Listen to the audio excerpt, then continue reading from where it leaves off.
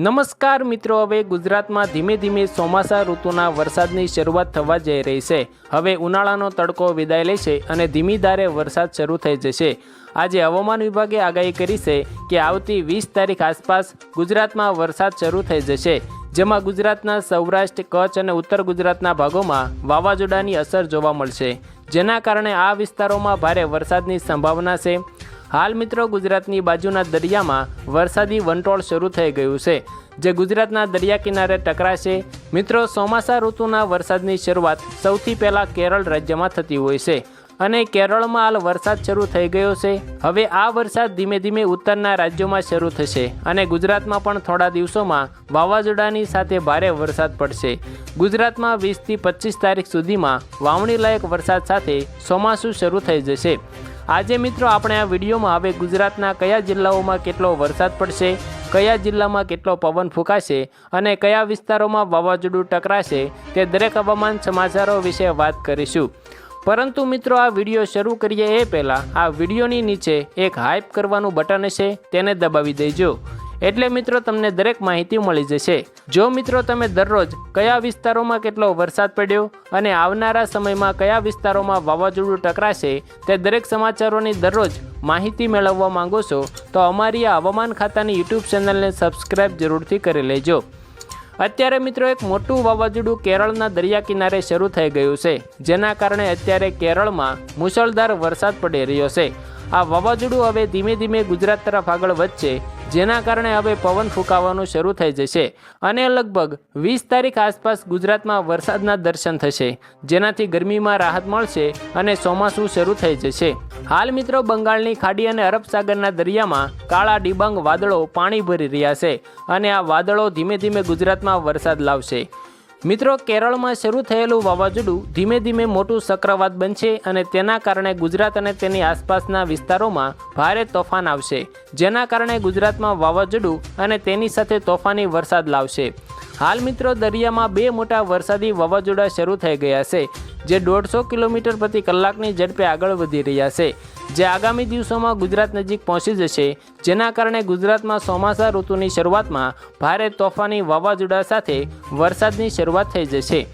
અત્યારે મિત્રો અરબ સાગરમાં બનેલી સિસ્ટમ આગામી 20 તારીખ આસપાસ ગુજરાતના દરિયા કિનારે ટકરાશે, એટલે મિત્રો ગુજરાતના દરિયા નજીક રહેતા લોકોને ખાસ વિનંતી છે કે આગામી 20 થી 25 તારીખ આસપાસ સાવધાન રહેજો અને પોતાનું જરૂરી કામ હોય તો જ ઘરની બહાર નીકળજો। મિત્રો, ત્યાર પછી આગળ વાત કરીએ તો આ વાવાઝોડાને કારણે ગુજરાતના દરિયા કિનારે અત્યારે ઊંચા મોજા ઉછળશે અને કેટલાક વિસ્તારોમાં લોકોના ઘરોમાં પાણી પણ ઘૂસી જવાની સંભાવના છે, જેના કારણે ગુજરાતના દરિયા કિનારે 20 તારીખ આસપાસ રેડ એલર્ટ જાહેર કરવામાં આવ્યું છે। હાલ મિત્રો વેરાવળ, સુરત અને જામનગર જિલ્લાની આસપાસ એક નાનું વાવાઝોડું સક્રિય થયું છે, પરંતુ તે આગળ જતાં મોટું રૂપ ધારણ કરી શકે છે, એટલે આ વિસ્તારોમાં રહેતા લોકો પણ સાવધાન થઈ જજો, જેના કારણે અત્યારે સૌરાષ્ટ્ર પંથકોમાં ભારે વરસાદનું રેડ એલર્ટ જાહેર કરવામાં આવ્યું છે। મિત્રો, ત્યાર પછી આજે અંબાલાલ પટેલે અને પરેશ ગોસ્વામીએ વરસાદને લઈને એક મોટી આગાહી જાહેર કરી છે, તેના ઉપર એક નજર કરીએ તો મિત્રો વાત કરીએ તો ગુજરાતમાં કાળઝાળ ગરમીનો સામનો કરી રહેલા લોકો માટે એક રાહતના અને મોટા સમાચાર સામે આવ્યા છે।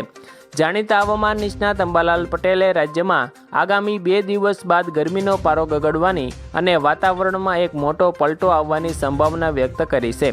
પ્રી મોન્સૂન એક્ટિવિટી સક્રિય થવાને કારણે 20મી મે પછી રાજ્યના વિવિધ ભાગોમાં હળવાથી મધ્યમ વરસાદી ઝાપટા પડવાની શરૂઆત થઈ જશે, જેનાથી લોકોને અસહ્ય બફારા અને ગરમીથી મોટી રાહત મળશે। ત્યાર પછી આગળ વાત કરીએ તો અંબાલાલ પટેલની આગાહી મુજબ આ પ્રી મોન્સૂન એક્ટિવિટીની સૌથી વધારે અસર દક્ષિણ ગુજરાત અને સૌરાષ્ટ્રના પંથકોમાં જોવા મળી શકે છે। આ વિસ્તારોમાં વાદળછાયા વાતાવરણની સાથે પવન ફૂંકાશે અને ગાજવીજ સાથે વરસાદી માહોલ જામશે। વાતાવરણમાં આવનારા આ અચાનક બદલાવને કારણે ખેડૂતોને પણ પોતાના પાકને સુરક્ષિત જગ્યાએ ખસેડી લેવા અને માર્કેટિંગ યાર્ડમાં સાવચેતી રાખવા માટે અત્યારથી સૂચના આપી દેવામાં આવી છે। મિત્રો, ત્યાર પછી આગળ વાત કરીએ તો સૌથી સારા સમાચાર એ છે કે આ વર્ષે દેશમાં ચોમાસાનું આગમન નિર્ધારિત સમય કરતાં વહેલું થવા જઈ રહ્યું છે। અંબાલાલ પટેલના અને પરેશ ગોસ્વામીના અંદાજ પ્રમાણે 26મી મેની આસપાસ દક્ષિણ ભારતના કેરળ રાજ્યમાં વિધિવત ચોમાસું બેસી જશે।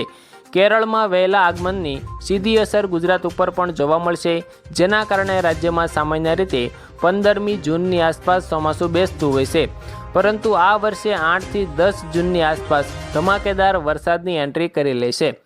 તો આભાર મિત્રો, આજે આપણે ગુજરાતના કેટલાક મહત્ત્વના હવામાન સમાચારો વિશે વાત કરી। તમને અમારો આ વિડીયો જરૂરથી પસંદ આવ્યો હશે તો વિડીયાને તમારી એક લાઇક જરૂરથી કરી દેજો અને ચેનલને અને મિત્રો આવા જ દરરોજના તાજા સમાચાર જાણવા માંગો છો તો અમારી આ હવામાન ખાતાની યુટ્યુબ ચેનલને સબસ્ક્રાઈબ જરૂરથી કરી લેજો।